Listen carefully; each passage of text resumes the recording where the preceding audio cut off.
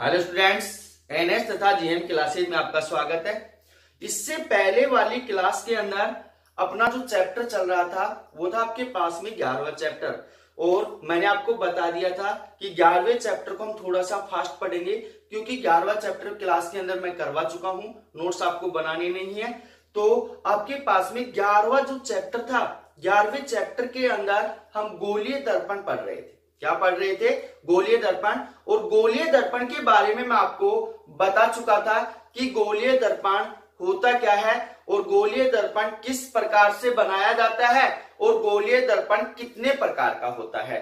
उससे आगे गोलीय दर्पण के अंदर आप एक बात ध्यान रखना कि आपके पास में जो गोलीय दर्पण है वो दो प्रकार का है, अवतल दर्पण और उत्तल दर्पण।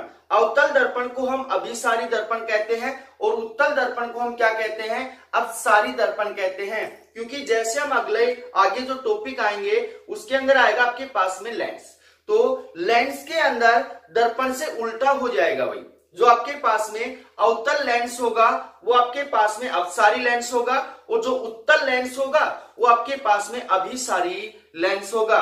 और अपना पिछली क्लास के अंदर जो लास्ट टॉपिक चल रहा था वो टॉपिक था आपके पास में गोलीय दर्पण से संबंधित महत्वपूर्ण परिभाषाएं। और गोलीय दर्पण से संबंधित जो महत्वपूर्ण परिभाषाएं थी वो परिभाषाएं मैंने आपको अच्छे से समझा दी थी कि आपके पास में गोलीय दर्पण के अंदर कौन कौन सी परिभाषाएं हैं। और उसके अंदर आपके पास कितनी परिभाषाएं आई थी? 7 परिभाषाएं आई थी। पहली थी आपके पास में द्वारक। द्वारक किसे कहते हैं अच्छे से मैंने आपको समझा दिया था। दूसरा था आपके पास में ध्रुव बिंदु। तीसरा था आपके पास में वक्रता केंद्र C। चौथा था आपके पास में वक्रता त्रिज्या R। और जो पांचवी जो डेफिनेशन थी वो थी आपके पास में मुख्य अक्ष। और छठी जो डेफिनेशन थी आपके पास में मुख्य फोकस। और आपके पास में जो 7वीं डेफिनेशन थी वो थी आपके पास में फोकस दूरी F। तो 7 डेफिनेशन मैंने आपको अच्छे से समझा दी थी। अब इसी क्रम के अंदर अगले वाला जो टॉपिक है वो टॉपिक आपके पास में चिन्ह परिपाटी नियम। तो चिन्ह परिपाटी नियम क्या है और इनका उपयोग हम कैसे करते हैं, तो इसको अच्छे से समझना भाई। क्योंकि चिन्ह परिपाटी नियम अगर आपको आएगा तभी आप लेंस से संबंधित जो क्या है आंकी क्वेश्चन है और जो डेरिवेशन पार्ट है दोनों के अंदर चिन्ह परिपाटी नियम क्या है? इंपॉर्टेंट है। क्योंकि आपके पास में जो डेरिवेशन पार्ट है उसके अंदर भी आपको चिन्ह की आवश्यकता पड़ेगी और जो इसके आंकिक क्वेश्चन है उसके अंदर भी आपको क्या होगी? चिन्ह परिपाटी नियम की आवश्यकता पड़ेगी। तो इसको अच्छे से समझना, क्योंकि जब तक आपको चिन्ह परिपाटी नियम नहीं आएगा तब तक आप दर्पण और लेंस को अच्छे से सोल्व नहीं कर पाओगे। तो अगला जो टॉपिक आपके पास में वो है आपके पास में चिन्ह परिपाटी नियम।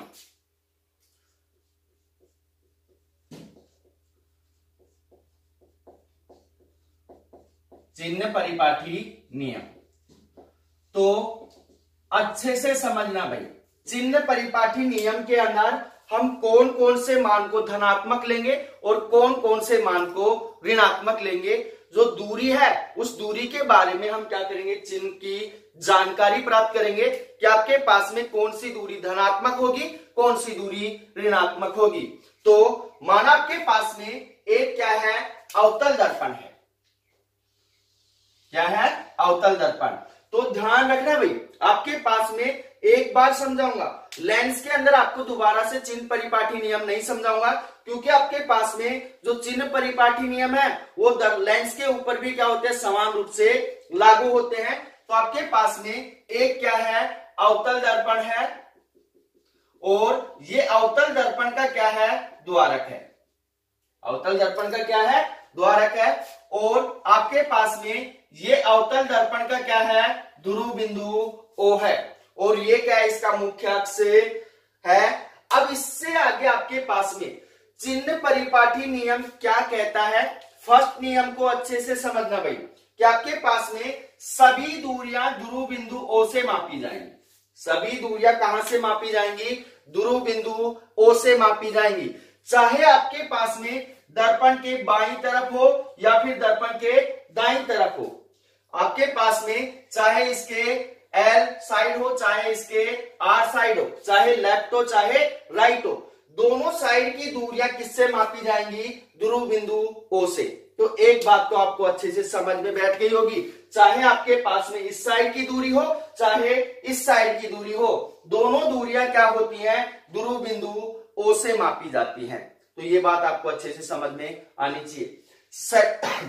सेकंड क्या होगी कि आपके पास में आपतित किरण की दिशा में, आपतित किरण की दिशा में जो दूरी मापी जाती है वो दूरी कैसी होती है? आपके पास में धनात्मक होती है। कैसी होती है? धनात्मक।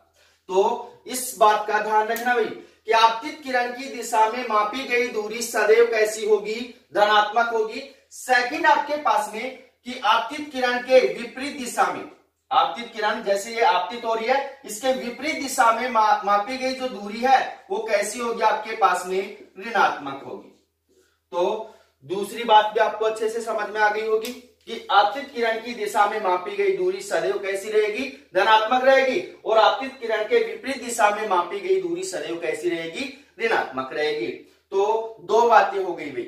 थर्ड बात क्या है आपके पास में कि आपके पास में जो मुख्य अक्ष है, मुख्य अक्ष के ऊपर लंबवत, मुख्य अक्ष के ऊपर लंबवत मापी गई जो दूरी है वो सदैव कैसी होगी? धनात्मक होगी।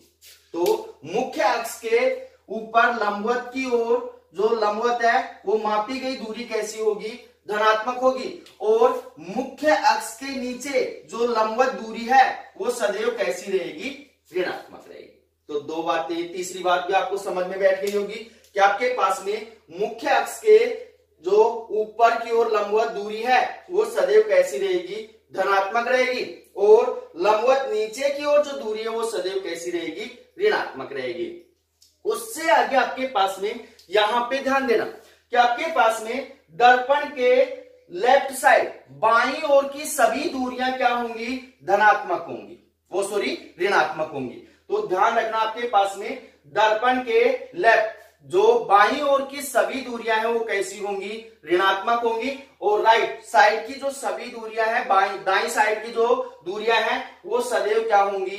धनात्मक होंगी। क्या होंगी? धनात्मक होंगी।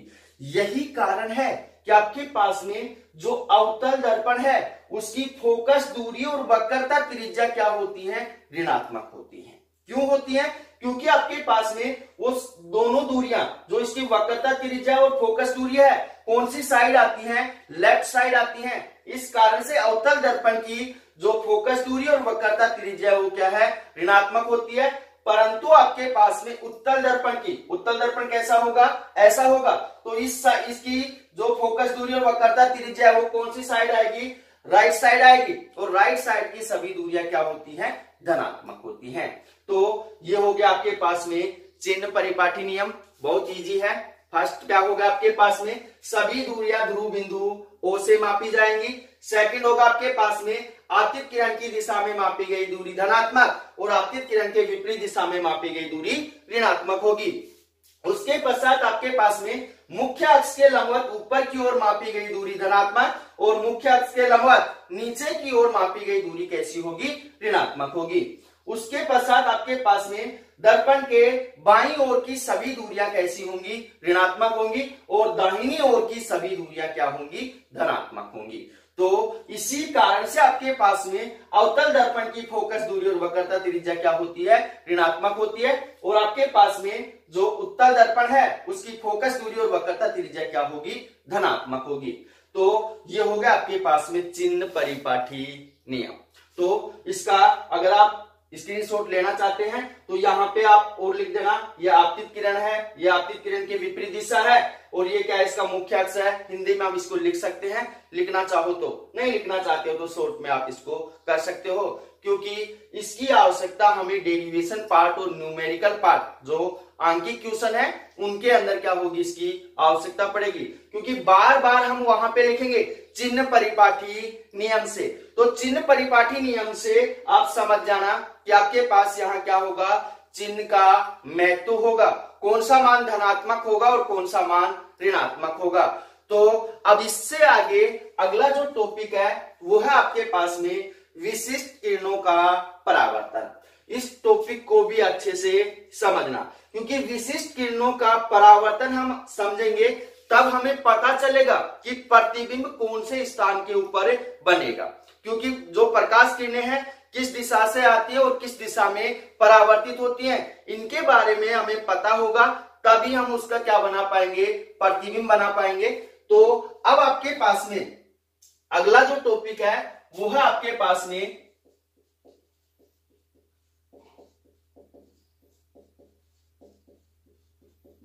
विशिष्ट किरणों का परावर्तन।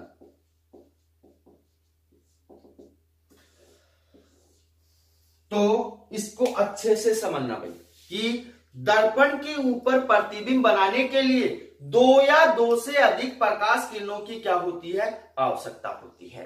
तो पहली बात अच्छे से समझना कि दर्पण के ऊपर प्रतिबिंब बनाने के लिए हमें क्या होती है, दो या दो से अधिक प्रकाश किरणों की आवश्यकता होती है। अब ये प्रकाश किरणें दर्पण के ऊपर किस प्रकार से आपतित होती हैं और किस प्रकार से क्या होती हैं, परावर्तित होती हैं। तो इसके अंदर जो फर्स्ट पॉइंट है उसको अच्छे से समझना भाई। आपके पास में जो फर्स्ट है वो है आपके पास में, जब प्रकाश किरणें क्या होती हैं, मुख्य अक्ष के समांतर आपतित होती हैं, तो परावर्तन के पश्चात कहां से गुजर जाती हैं, मुख्य फोकस से गुजर जाती हैं। तो ये आपके पास में क्या है, एक अवतल दर्पण है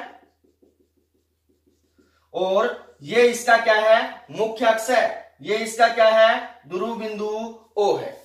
तो अब आपके पास पहली जो किरण है किस प्रकार से आपतित होगी, किस प्रकार से परावर्तित होगी, उसको अच्छे से समझ लो। आपके पास जब कोई प्रकाश की किरण मुख्य अक्ष के समांतर क्या होती है, आपतित होती है, मुख्य अक्ष के समांतर क्या होती है, आपतित होती है, तो वह परावर्तन के पश्चात कहां से गुजर जाती है, मुख्य फोकस से गुजर जाती है। किससे गुजर जाती है, मुख्य फोकस से गुजर जाती है। उससे आगे आपके पास में क्या होगा कि आपके पास सेकंड देखेंगे कि आपके पास जब कोई प्रकाश की किरण मुख्य अक्ष के से क्या होती है, आपतित होती है, तो परावर्तन के पश्चात क्या हो जाती है, मुख्य अक्ष के समांतर हो जाती है। तो यहां पे इसका दूसरा डायग्राम बना रहा हूं मैं कि आपके पास में ये क्या है, कोई अवतल दर्पण है, ये क्या है, इसका मुख्य अक्ष और ये क्या है, इसका ध्रुव बिंदु है। तो जब कोई प्रकाश की किरण मुख्य फोकस एफ से क्या होती है, आपतित होती है, मुख्य फोकस एफ से क्या होती है, आपतित होती है, तो परावर्तन के पश्चात वो क्या हो जाती है, मुख्य अक्ष के समांतर हो जाती है, मुख्य अक्ष के क्या हो जाती है, समांतर। तो दो बातें आपको अच्छे से समझ में आ गई होंगी।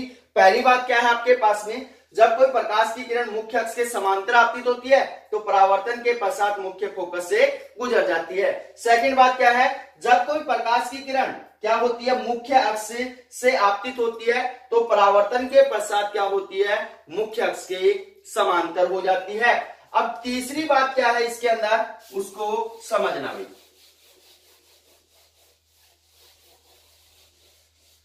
तीसरी बात आपके पास में, जब कोई प्रकाश की किरण, जब कोई प्रकाश की किरण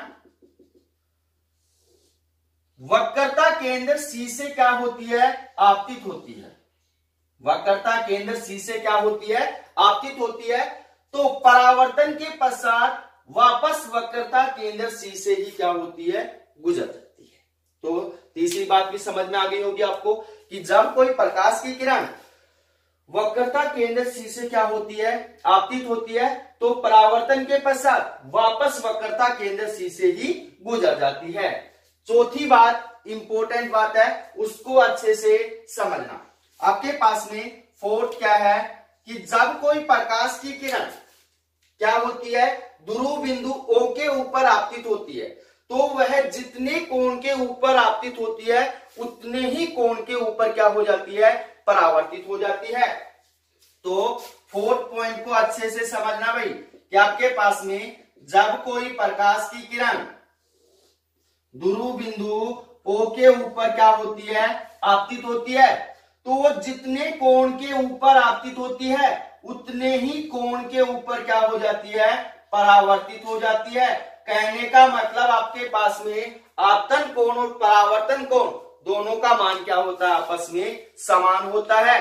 तो कोण आई बराबर क्या होगा, कोण आर होगा, क्योंकि इसकी आवश्यकता हमें डेरिवेशन में पड़ेगी। तो इन दोनों का ध्यान रखना कि आपके पास में जब प्रकाश की किरण ध्रुव बिंदु O के ऊपर क्या होती है, आपतित होती है, तो वह परावर्तित, जितने कोण के ऊपर आपतित होती है उतने ही कोण के ऊपर क्या हो जाती है, परावर्तित हो जाती है। तो ये हो गया आपके पास में विशिष्ट किरणों का परावर्तन। अब इसी के अंदर हम एक टॉपिक और कर लेते हैं कि आपके पास में दर्पण पर प्रतिबिंबों के प्रकार, कि दर्पण के ऊपर प्रतिबिंब कितने प्रकार के बनेंगे, दर्पण के ऊपर प्रतिबिंब कितने प्रकार के बनेंगे, तो इसके बारे में अभी हम क्या करेंगे, डिस्कस करेंगे। तो इस साइड से रब कर रहा हूं मैं।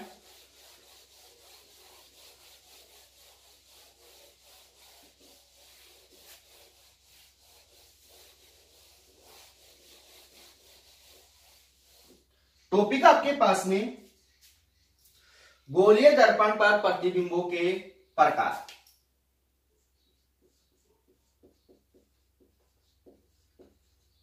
गोलीय दर्पण पर प्रतिबिंबों के प्रकार। गोलीय दर्पण के ऊपर जो प्रतिबिंब हैं कितने प्रकार से बनते हैं, तो ध्यान से समझना भी। गोलीय दर्पण आपके पास में कितने प्रकार का होता है, दो प्रकार का होता है, अवतल गोलीय दर्पण और उत्तल गोलीय दर्पण। तो आपके पास में जो प्रतिबिंब है वो भी कितने प्रकार के होंगे, दो प्रकार के होंगे। कितने प्रकार के होंगे, दो प्रकार के होंगे। तो हम यहां लिख सकते हैं कि गोलीय दर्पण से जो प्रतिबिंबों का प्रकार है वो मुख्यतः कितने प्रकार के होते हैं, दो प्रकार के होते हैं। पहला होता है आपके पास में वास्तविक प्रतिबिंब। पहला कौन सा होता है आपके पास में, ये है आपके पास में वास्तविक प्रतिबिंब। तो वास्तविक प्रतिबिंब किसे कहते हैं, वास्तविक प्रतिबिंब किसे कहते हैं, तो डेफिनेशन अच्छे से समझना भाई। जब आपके पास प्रकाश किरणें किसके ऊपर, उत्तल दर्पण के ऊपर क्या होती हैं, आपतित होती हैं, या फिर अगर उत्तल दर्पण प्रैक्टिकली नाम नहीं लेना चाहते हो तो आप क्या कर सकते हो, इसको गोलीय दर्पण बोल सकते हो। सॉरी, उत्तल नहीं होगा, अवतल होगा। क्या होगा, अवतल। तो यहां पे आपके पास में डेफिनेशन क्या बोल सकते हैं, जब प्रकाश किरणें गोलीय दर्पण के ऊपर क्या होती हैं, आपतित होती हैं, तो परावर्तन के पश्चात वास्तव में एक बिंदु के ऊपर मिलती हैं। परावर्तन के पश्चात वास्तव में एक बिंदु के ऊपर मिलती हैं, तो बनने वाला जो प्रतिबिंब है वो कैसा प्रतिबिंब होगा, वास्तविक प्रतिबिंब होगा। तो यहां पे आपके पास में एक क्या है, उत्तल दर्पण है। क्या है, उत्तल दर्पण है, और ये इसका क्या है, द्वारक है, और ये इसका क्या है, मुख्य अक्ष है। क्या है, मुख्य अक्ष, और ये क्या है, इसका ध्रुव बिंदु O है। तो इसके ऊपर प्रकाश किरणें क्या होती हैं, आपतित होती हैं। जब प्रकाश किरणें मुख्य अक्ष के समांतर आपतित होंगी तो कहां से गुजर जाएंगी, मुख्य फोकस से गुजर जाती है। तो इस प्रकार से ये इसके ऊपर आपतित होंगी और कहां से, मुख्य फोकस से गुजर जाएंगी।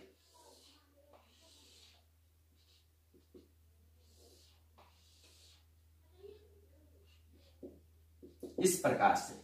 तो यहां पे जो बनने वाला जो यहां प्रतिबिंब है वो कैसा प्रतिबिंब है, वास्तविक प्रतिबिंब है। तो डेफिनेशन को दोबारा से सुन लेना कि आपके पास जब प्रकाश किरणें गोलीय दर्पण के ऊपर आपतित होती हैं और परावर्तन के पश्चात वास्तव में किसी बिंदु के ऊपर मिलती हैं, तो बनने वाला जो प्रतिबिंब है वो कैसा प्रतिबिंब है, वास्तविक प्रतिबिंब है। और यहां पे अगर हम नजरिए से देखें कि आपके पास में वास्तविक प्रतिबिंब कौन सा दर्पण बना रहा है, अवतल दर्पण बना रहा है। कौन सा दर्पण बना रहा है, अवतल दर्पण बना रहा है। सेकंड आता है आपके पास में आभासी, या आपके पास इसको हम बोल सकते हैं जो काल्पनिक है वो प्रतिबिंब। तो सेकंड होगा आपके पास में आभासी प्रतिबिंब।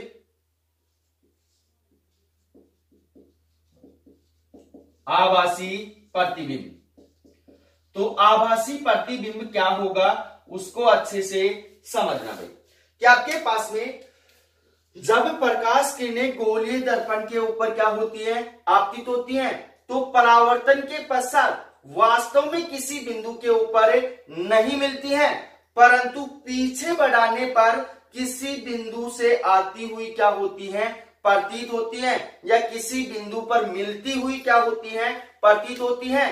तो बनने वाला जो प्रतिबिंब है वो आपके पास में कौन सा प्रतिबिंब है, आभासी प्रतिबिंब है।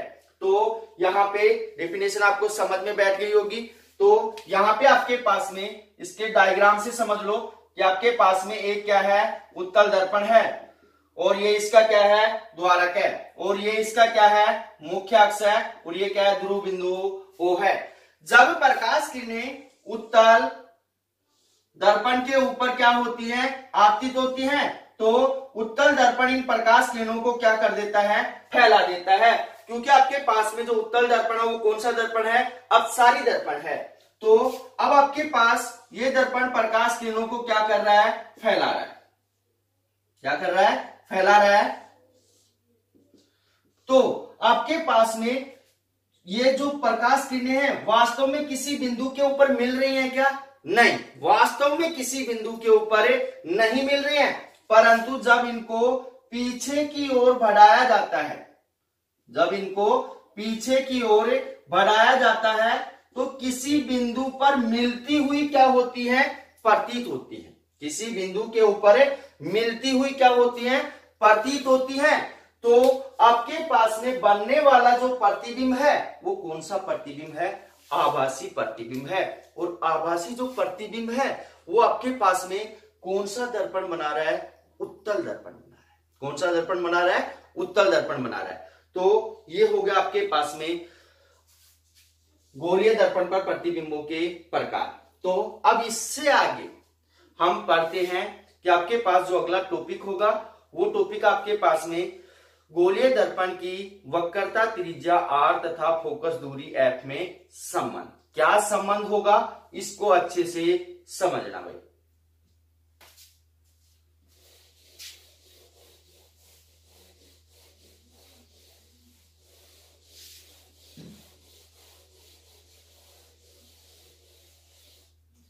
टॉपिक अगला आपके पास में कि गोलीय दर्पण की वक्रता त्रिज्या r तथा फोकस दूरी f में संबंध।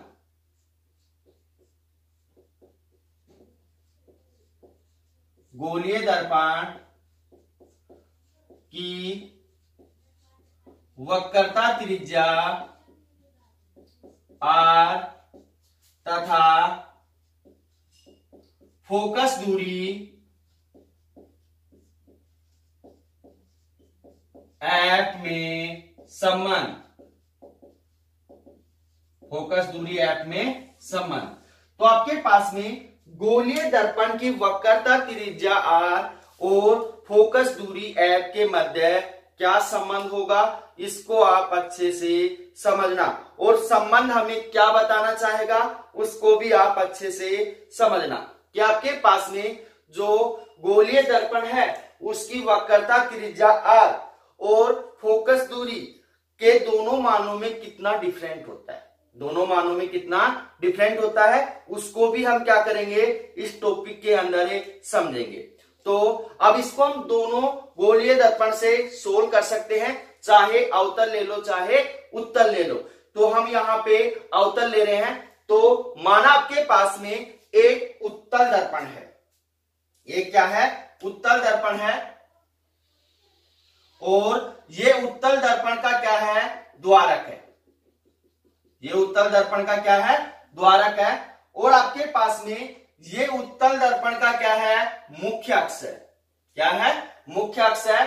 और ये आपके पास में क्या है, इसका ध्रुव बिंदु O है। ध्रुव बिंदु क्या है, O है। तो अब इससे आगे अच्छे से समझना कि इस अवतल दर्पण के ऊपर एक प्रकाश की किरण मुख्य अक्ष के समांतर क्या होती है, दर्पण के ऊपर आपतित होती है। तो इस अवतल दर्पण पर एक प्रकाश की किरण मुख्य अक्ष के समांतर चलकर दर्पण के बिंदु P के ऊपर क्या होती है, आपतित होती है।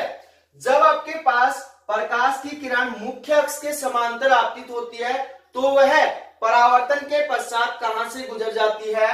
मुख्य फोकस से गुजर जाती है। तो यह प्रकाश की किरण मुख्य फोकस से क्या होती है? गुजर जाती है। तो यहां पे आपके पास में ध्यान देना कि आपके पास में मुख्य फोकस से गुजर गई, उससे आगे आपके पास में एक अन्य प्रकाश की किरण, एक अन्य प्रकाश की किरण क्या होती है? यहां पे एक प्रकाश की किरण से ही हम क्या कर सकते हैं, इसको सोल्व कर सकते हैं, क्योंकि आपके पास जो वक्रता, त्रिज्या, आर्क तथा फोकस दूरी है में संबंधी तो निकालना है, हमें प्रतिबिंब बनाने की आवश्यकता है ही नहीं। तो आपके पास में यहाँ पे ये इसका मुख्य फोकस है और यहाँ पे मान लिया इसका क्या है? वक्रता केंद्र सी है, वक्रता केंद्र सी है। तो अब इससे आगे ध्यान से समझना कि आपके पास में वक्रता केंद्र सी तथा आपतित बिंदु को मिलाने वाली जो रेखा है, भुजा है, वो सदैव किसका कार्य करती है? अभिलंब का कार्य करती है। किसका कार्य करती है? अभिलंब का।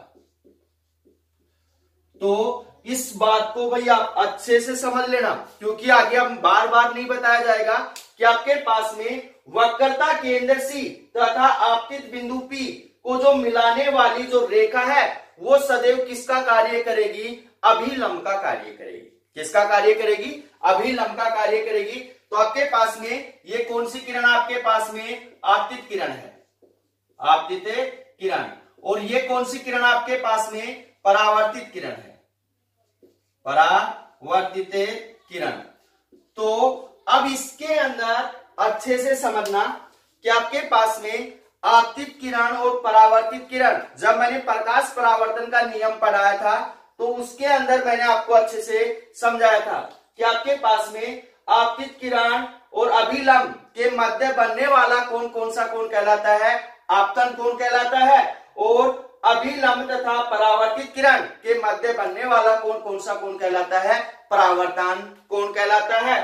तो आपके पास ये अभिलंब है, ये आपतित किरण है, तो इसके मध्य बनने वाला जो ये कोण है, ये कोण कौन सा कोण है? आपतन कोण आई है। उससे आगे आपके पास में ये परावर्तित किरण है और ये क्या है? आपके पास में अभिलंब है। इसके मध्य जो बनने वाला कोण है वो कौन सा कोण आपके पास? परावर्तन कोण आर है।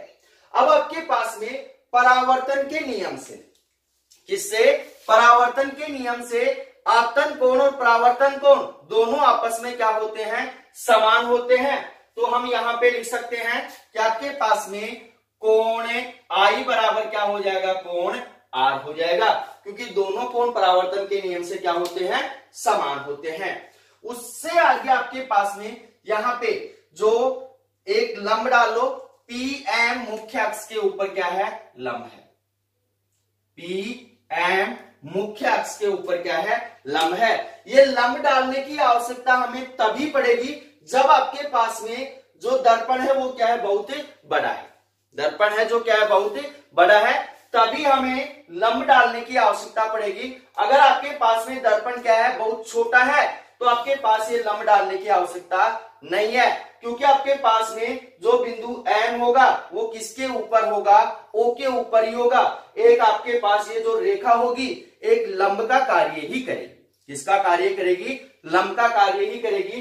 तो अब यहां पे ध्यान देना भाई कि आपके पास में त्रिभुज PCO में, तो यहां पे इसको अच्छे से समझना, लिख रहा हूं मैं त्रिभुज PCO में, त्रिभुज PCO या M लिख दो भाई यहां पे PCM में, क्योंकि आपके पास यहां तक लंब माना है हमने PM, तो आपके पास में त्रिभुज PCM में। तो अगर लंब नहीं मानना चाहते हो तो डायरेक्ट ले लो त्रिभुज PCO, फिर वहां पे लिख देना कि आपके पास में जो गोलीय दर्पण है उसका द्वारक क्या है? बहुत छोटा है। तो अब आपके पास यहां पे देखना PCM, यहां पे आपके पास में ये कोण कितना है? R है। ये कोण कितना है? R। और इससे ऊपर वाला कोण कितना है? I है। तो यहां पे आपके पास में एक Z की आकृति बन रही है ऐसे, ये बिंदु P है और ये बिंदु कौन सा है? C है। ये कोण कितना आपके पास में? I है। तो आपके पास ये कोण भी कितना होगा? I होगा। कितना होगा? I, क्योंकि आपके पास में ये कोण और ये कोण, दोनों कोण आपस में क्या है, एकांतर कोण है। कौन से कोण है, एकांतर कोण है। तो आपके पास में ये कोण भी कितना होगा, आई होगा। तो त्रिभुज PCM के अंदर tan i बराबर क्या होगा आपके पास में, लाल बटे कक्का से क्या होगा, लंब बटे आधार। लंब कौन सा आपके पास में, PM है, और आधार कौन सा आपके पास में, CM है। तो क्या होगा आपके पास में, PM बटे कितना हो गया, CM हो गया, PM बटे CM। तो उससे आगे अच्छे से समझना, यदि आपके पास में द्वारक क्या है, बहुत छोटा है, तो बिंदु M किसके ऊपर होगा, बिंदु O के ऊपर होगा। तो यहां लिखेंगे हम, यदि द्वारक बहुत छोटा है तब M बराबर कितना होगा, O होगा। M बराबर कितना होगा, O होगा। तो आपके पास में tan i बराबर कितना होगा भाई, आपके पास में PO बटे कितना हो जाएगा, CO, PO बटे CO। तो ये आ गया आपके पास में समीकरण नंबर 1, समीकरण नंबर 1। अब उससे आगे अच्छे से समझना, त्रिभुज PFM में,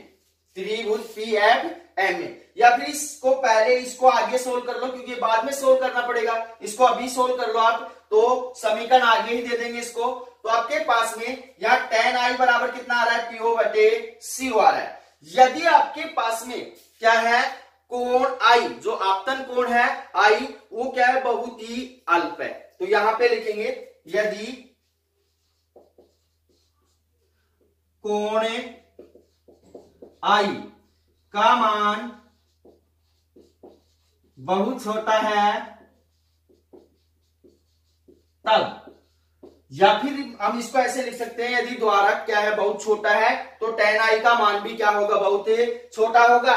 तो आपके पास में tan i बराबर कितना होगा, आपके पास में i होगा, क्योंकि मैंने आपको समझा रखा है भाई कि आपके पास में जो साइन और tan है, इनके अंदर अगर थीटा का मान क्या होता है, अल्प होता है, तो आपके पास में tan थीटा बराबर थीटा होता है, और साइन थीटा बराबर भी कितना होता है, थीटा होता है। तो ये दोनों बातें आपको अच्छे से समझा रखी हैं। यदि कोण I का मान क्या है, बहुत छोटा है, तो tan i का मान कितना होगा, I होगा।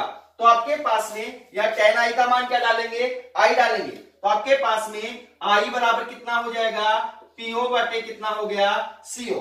और ये आ गया आपके पास समीकरण नंबर 1, समीकरण नंबर 1। अब उससे आगे समझना भाई कि आपके पास में I बराबर PO बटे CO आ गया।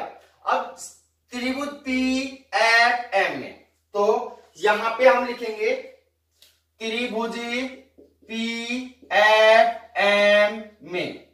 अब आपके पास यहां पे देखना, त्रिभुज PFM के अंदर तो क्या मान होगा आपके पास में, यहां पे ये पूरा कोण, ये आपके पास कोण I है, और ये कोण कितना है, R है। और आपके पास परावर्तन के नियम से कोण I बराबर क्या है, कोण R है। चाहे इसको I ले लो, चाहे R ले लो, दोनों मान क्या आपस में समान है। तो ये कोण भी कितना हो जाएगा, आपके पास में कोण I होगा। तो I प्लस I कितना हो जाएगा, 2I हो जाएगा। ये जो पूरा कोण है, ये कितना हो गया आपके पास में, 2I हो गया। कितना हो गया, 2I।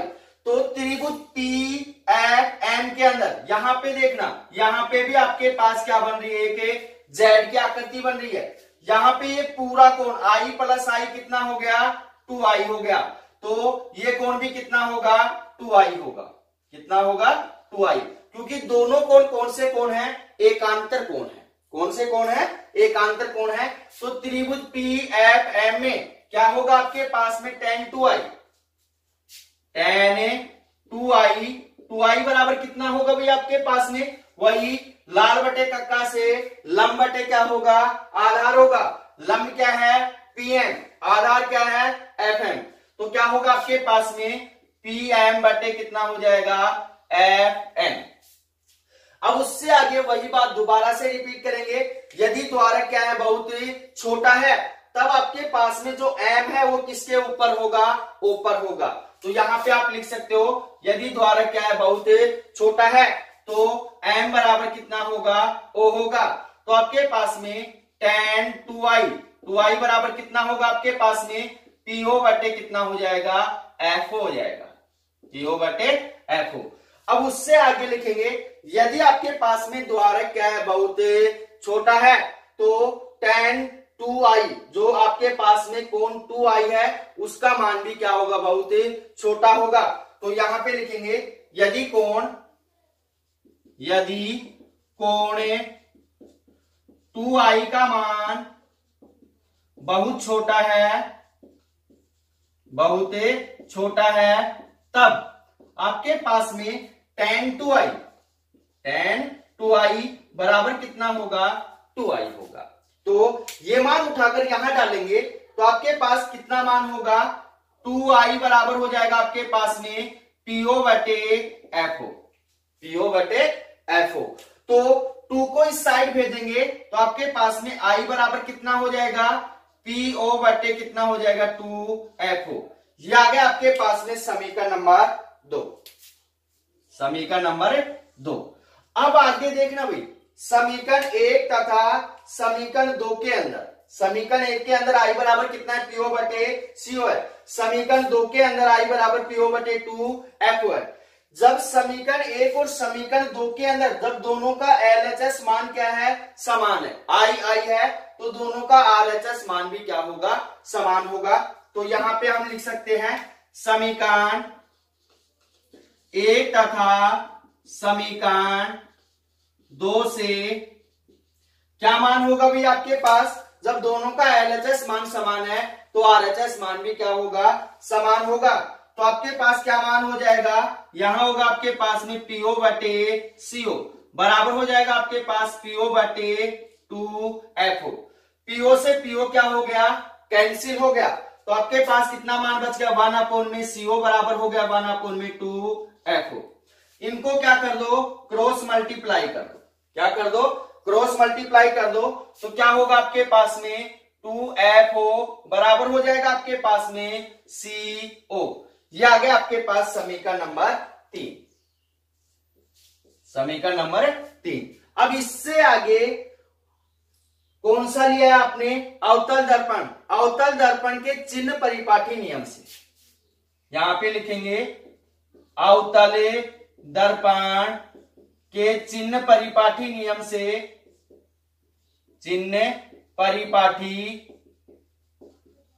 से आपके पास में अवतल दर्पण के अंदर चिन्ह परिपाठी नियम से यहां पे ध्यान देना कि आपके पास में FO क्या है, आपके पास में फोकस दूरी F है, और आपके पास में CO क्या है, आपके पास में वक्रता त्रिज्या R है।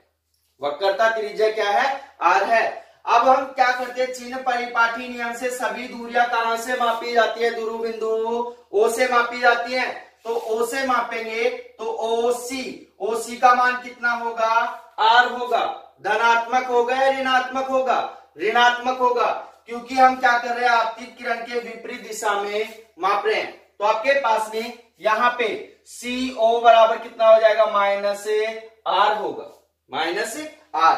और आपके पास में FO बराबर कितना होगा, प्लस का माइनस का। तो आपके पास में FO बराबर भी कितना होगा, -F। ये दोनों मान उठाकर इस समीकरण 3 के अंदर डालेंगे तो यहां लिखेंगे समीकरण 3 से क्या मान हो जाएगा भाई आपके पास में 2 इंटू CO का मान कितना है, -R बराबर आपके पास यहां पे FO है, तो आपके पास में 2 इंटू FO का मान कितना है, -F है, और बराबर आपके पास क्या है, CO का मान कितना है, -R। तो कितना हो गया, -2F बराबर कितना होगा, -R। माइनस से माइनस क्या हो गया, कैंसिल हो गया। तो 2 को इस साइड भेजेंगे तो आपके पास क्या मान होगा, आपके पास जो मान होगा वो कितना होगा, F बराबर R/2। F बराबर R/2। यही क्या है आपके पास में गोलीय दर्पण की वक्रता त्रिज्या r तथा फोकस दूरी f के मध्य संबंध है। तो अब ये संबंध क्या आया है इसके बारे में थोड़ी सी क्या कर लेते हैं, चर्चा कर लेते हैं। तो यहां पे ध्यान देना भाई कि आपके पास में जो गोलीय दर्पण है उसकी फोकस दूरी कितनी है, f है, वक्रता त्रिज्या कितनी है, r है। तो जो उसकी फोकस दूरी होती है वो वक्रता त्रिज्या से कितनी होती है, आधी होती है। तो न्यूमेरिकल के अंदर ध्यान देना, वहां पे आपके पास में फोकस दूरी दे रखी है तो उसकी वक्रता त्रिज्या बना सकते हैं, क्योंकि आपके पास में जो गोलीय दर्पण की वक्रता त्रिज्या होगी वो फोकस दूरी से कितना गुना होगी, 2 गुना होगी। कितने गुना होगी, 2 गुना। अगर वक्रता त्रिज्या दे रखी है तो उसकी फोकस दूरी भी निकाल सकते हैं। तो f बराबर कितना होगा, r/2।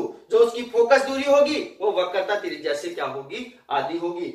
तो इसका ध्यान रखना, क्योंकि न्यूमेरिकल के अंदर आपको दोनों मान अवेलेबल नहीं मिलेंगे, वहां पे आपको एक ही मान मिलेगा। या तो आपके पास वक्रता त्रिज्या मिलेगी या क्या मिलेगी, फोकस दूरी मिलेगी। वक्रता त्रिज्या दे रखी है तो फोकस दूरी निकाल सकते हो, और फोकस दूरी दे रखी है तो वक्रता त्रिज्या निकाल सकते हो, क्योंकि इन दोनों के मध्य क्या संबंध होता है कि आपके पास में किसी भी गोलीय दर्पण की जो वक्रता त्रिज्या r होती है वो उसकी फोकस दूरी की कितने गुना होती है, 2 गुना होती है। या आपके पास में गोलीय दर्पण की जो फोकस दूरी f होती है वो वक्रता त्रिज्या से क्या होती है, आधी होती है। तो इस चैप्टर के अंदर किसी भी भैया बहना को किसी भी टॉपिक में कोई भी प्रॉब्लम है तो आप व्हाट्सएप पे या कमेंट्स करके बता सकते हैं, उस टॉपिक को दोबारा से रिपीट कर दिया जाएगा। क्योंकि ये जो चैप्टर है ये सेकंड टाइम आप पढ़ रहे हो तो आपको अच्छे से समझ में आ रहा होगा, आशा करते हैं। तो हमारे YouTube चैनल को लाइक कीजिए, शेयर कीजिए, सब्सक्राइब कीजिए। तो मिलते हैं एक छोटे से ब्रेक के बाद। धन्यवाद।